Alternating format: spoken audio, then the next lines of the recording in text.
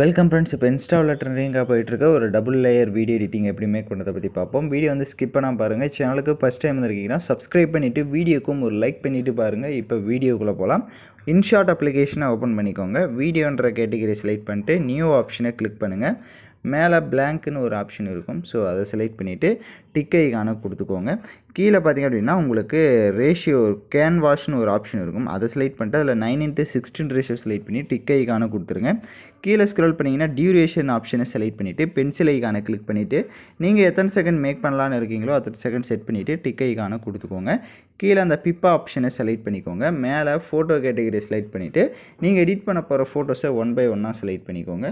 First 1 ஃபோட்டோவை select பண்ணிவிட்டு அது எந்த அளவுக்கு தேவையோ அந்தளவுக்கு கொஞ்சம் ஜூம் பண்ணிக்கோங்க. ஸோ இப்போ ஸ்க்ரீனில் பார்த்தீங்கன்னா தெரியும். ஸோ இந்த மாதிரி ஜூம் பண்ணி லைட்டாக அந்த மாதிரி ரொட்டேட் பண்ணிக்கோங்க. நான் இந்த மாதிரி ரொட்டேட் பண்ணியிருக்கேனோ ரொட்டேட் பண்ணி கரெக்டாக கீழே அந்த அளவுக்கு ஸ்பேஸ் இருக்கணும். ஸோ அதை வந்து செட் பண்ணிவிட்டு இந்த இமேஜோட வீடியோட எண்டிங் வரையும் அந்த இமேஜை ட்ராக் பண்ணிக்கோங்க. எகைன் கீழே பிப் ஆப்ஷனை செலக்ட் பண்ணிவிட்டு நெக்ஸ்ட் 1 ஃபோட்டோவை செலக்ட் பண்ணிக்கோங்க. 2 ஃபோட்டோஸ் வந்து செலக்ட் பண்ணுற மாதிரி இருக்கும். ஸோ 2 ஃபோட்டோஸுமே கரெக்டாக அந்த மாதிரி சைடாக வந்து ரொட்டேட் பண்ணிக்கோங்க. அப்போ தான் நமக்கு வந்து கரெக்டாக இருக்கும். ஸோ இப்போ பார்த்திங்க அப்படின்னா 2 இமேஜுமே ஆட் பண்ணியாச்சு.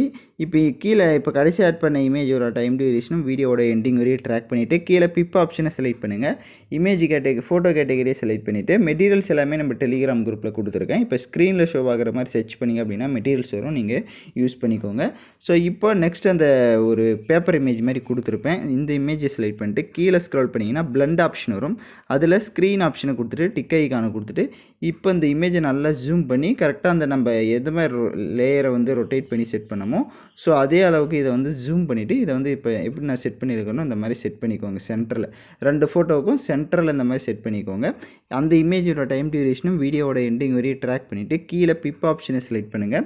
மேலே வீடியோ கேட்டகரியை செலக்ட் பண்ணுங்கள். நான் உங்களுக்கு லிரிக்ஸ் வீடியோவும் கொடுத்துருப்பேன்.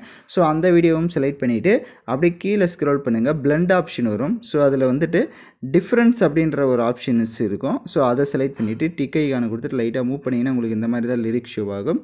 கீழே அப்படியே லிரிக்ஸ் செலக்ட் பண்ணிட்டு ஃபில்டர் ஆப்ஷனை செலக்ட் பண்ணுங்கள். அட்ஜஸ்ட்மெண்ட்டில் போய்ட்டு கான்ட்ராஸ்ட் இருக்கும், அதை வந்து 100ல் இன்க்ரீஸ் பண்ணிக்கோங்க. லைட்னஸ்னு இருக்கும். ஸோ அதையும் வந்து -50ல் வந்து கொடுத்துருங்க.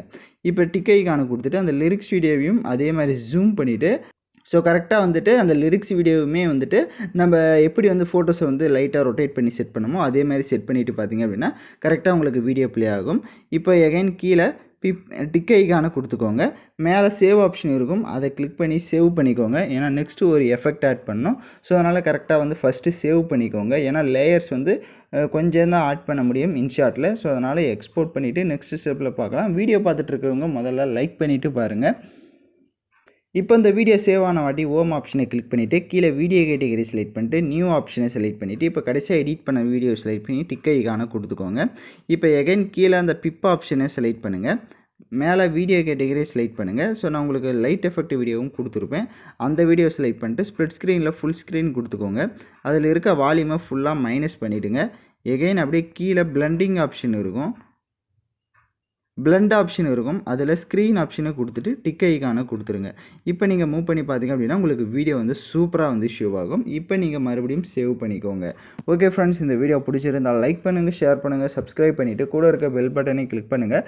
அப்போ தான் நம்ம சேனல்ஸில் போடுற எல்லா வீடியோஸோட நோட்டிஃபிகேஷன்ஸும் உடனடியாக வரும்.